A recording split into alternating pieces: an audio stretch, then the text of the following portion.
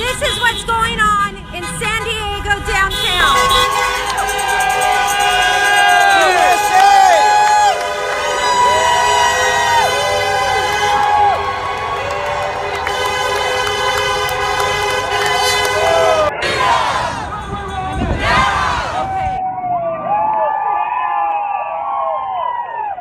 A lot of you might be opposed, but I'm a small business owner and we're hurting. We need to go back to work. The strong should be working and we should be helping the sick and the vulnerable, and we need to make the money to help them. So let's work and open up the gates and open up San Diego again. Freedom!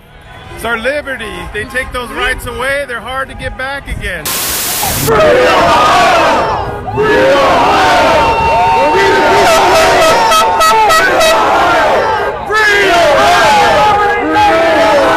People are dying because of what the government is doing and shutting things down.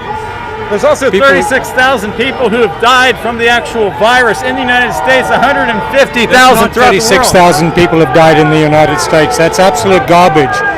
The real data does not support what the media is putting out. Have you seen what's happening in New York? Yes, I have. What do you think of that? Well, they'll tell you that all the hospitals are overloaded. They're not.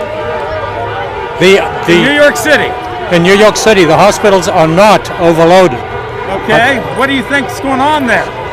They're putting out that the hospitals are overloaded so that they can create panic. I'm an auctioneer. I have an auction house in Milan, Ohio.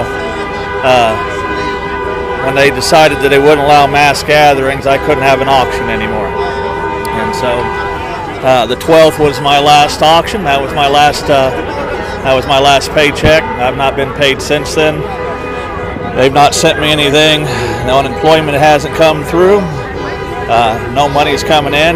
I'm here to protest what's going on, as well as to support some security for protesters here. Why do you need the security? Why do you need the big guns? Apparently in Raleigh, North Carolina, they were arresting people for assembling.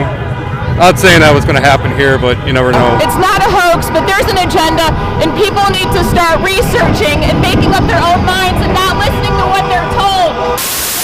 Let us work! Let us work! We're here to protest the lockdown, the closing of businesses, trying to keep people at home, making masks mandatory when all these things are against the First Amendment.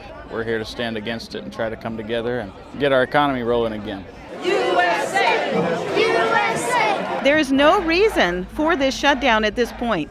The disease is not that serious that we should quarantine. We don't quarantine for the flu. We should not quarantine for COVID-19.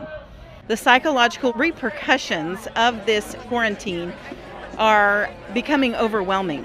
People have anxiety, they have depression, we have grief, we have guilt, and we have panic.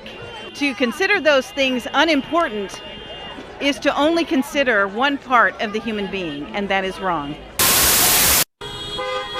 Protesters say they're fed up with the mass shutdowns across Maryland. It's time to get out and breathe fresh air and to start building up our immune system. The protest, organized by a group called Reopen Maryland, is calling on Governor Hogan to lift restrictions put in place. Their concerns include the impact of closures on businesses and schools and the social disruptions, claiming the closures are all guaranteed to cause significant harm to Marylanders. The businesses, they just got to open, and if they only let 5 in at a time or whatever, they want people to stay safe and they want their employees to stay safe.